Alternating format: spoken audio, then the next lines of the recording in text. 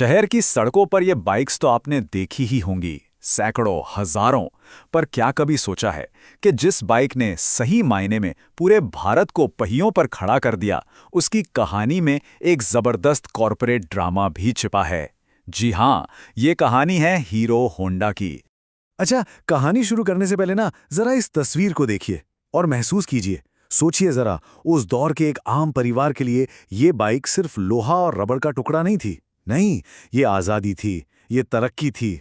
एक बेहतर भविष्य का वो वादा था जो इसके इंजन की दमदार आवाज में गूंजता था। तो सवाल ये है कि ये सब शुरू कैसे हुआ। देखिए, ये कहानी है पूरब और पश्चिम के, कह सकते हैं, परफेक्ट मैच की। एक तरफ थी भारत की अपनी हीरो साइकिल्स, जो इस देश की नब्ज पहचानती थी, और दूसरी तरफ जापान की होंडा, इंजीनियरिंग की दुनिया की बेताज बादशाह। जब ये दोनों साथ आए तो उन्हें हराना नामुमकिन था। और मजे की बात यह है कि उन्होंने जरा भी वक्त बर्बाद नहीं किया। मतलब 1983 में एग्रीमेंट साइन हुआ और अरे 1985 आते आते तो पहली हीरो होंडा CD100 सड़कों पर धूम मचा चुकी थी। ये सिर्फ एक बाइक का लॉन्च नहीं था, ये एक क्रांति की शुरुआत थी। और इस क्रांति को घर घर तक पहुंचाया एक कमाल के नारे ने, fill it, shut it, forget it. सोचिए जरा, क्या कमाल का वादा था ये। उस जमाने में जब गाड़ियों की मेंटेनेंस एक सिरदर्द हुआ करती थी, तब हीरो होंडा ने आकर कहा, टेंशन मत लो, बस पेट्रोल भरो, ढक्कन बंद करो और भूल जाओ। ये लाइनें इंडियन मिडिल क्लास के कानों में संगीत की तरह थी, भरोसे का संगीत। तो आखिर क्या था इनका सीक्रेट सॉस? इन्होंने ऐसी बाइक्स बनाई कैसे जो सिर्फ आने जाने का साधन नहीं रहीं, बल्कि एक पूरी पीढ़ी की पहचान बन गईं? जरा इस नंबर पे गौर कीजिए, 60 मिलियन। 60 मिलियन, ये इतना बड़ा नंबर है कि आप मान लीजिए जर्मनी की पूरी आबादी, और उन सबके पास एक बाइक। ये था हीरो होंडा का दबदबा, उनका स्केल। ये सिर्फ एक कंपनी नहीं रह गई थी, ये तो एक नेशनल मूवमेंट बन चुकी थी। और देखिए इनकी स्ट्रैटेजी कितनी जबरदस्त थी। इन्होंने एक साथ दो अलग अलग सपने बेचे। एक तरफ थी स्प्लेंडर, ऑफिस जाने वाले परिवार वाले इंसान के लिए भरोसे का दूसरा नाम, और दूसरी तरफ थी करिश्मा, कॉलेज जाने वाले नौजवान युवा प्रोफेशनल के लिए रोमांच का एक टिकट। स्प्लेंडर, अरे ये तो सिर्फ एक बाइक थी ही नहीं, ये तो घर का एक मेंबर बन गई थी, एक भरोसेमंद साथी। यही वो बाइक थी जो पापा को ऑफिस ले जाती, बच्चों को स्कूल छोड़ती और न जाने कितने छोटे मोटे धंधों का पहिया चलाती थी। सच कहूं तो ये भारत की रीढ़ की हड्डी थी, जो बिना कुछ कहे बस अपना काम करती जाती थी। लेकिन अगर स्प्लेंडर ने लोगों का दिमाग जीता, तो CBZ ने सीधा दिलों पर कब्जा किया। रातों रात बाइक चलाना सिर्फ जरूरत नहीं रह गया, ये एक स्टाइल स्टेटमेंट बन गया।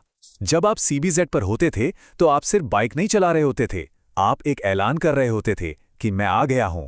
तो क्या था इसका सीक्रेट? एक छोटी सी पर बहुत स्मार्ट चीज, जिसे कहते थे TPFC। अब इसे आसान भाषा में समझिए, जैसे किसी स्प्रिंटर को रेस की शुरुआत में एक एक्स्ट्रा एनर्जी बूस्ट मिल जाए, बस वैसे ही जैसे ही आप एक्सेलरेटर घुमाते थे, ये सिस्टम इंजन को फ्यूल का एक एक्स्ट्रा शॉट दे देता था, और नतीजा जबरदस्त पिकअप, एक कमाल की तेजी। और फिर आई करिश्मा, इनके लाइनअप का किंग। और जैसा कि यहां देख रहा है, ये सिर्फ पावरफुल नहीं थी, ये वक्त के साथ बेहतर भी हो रही थी।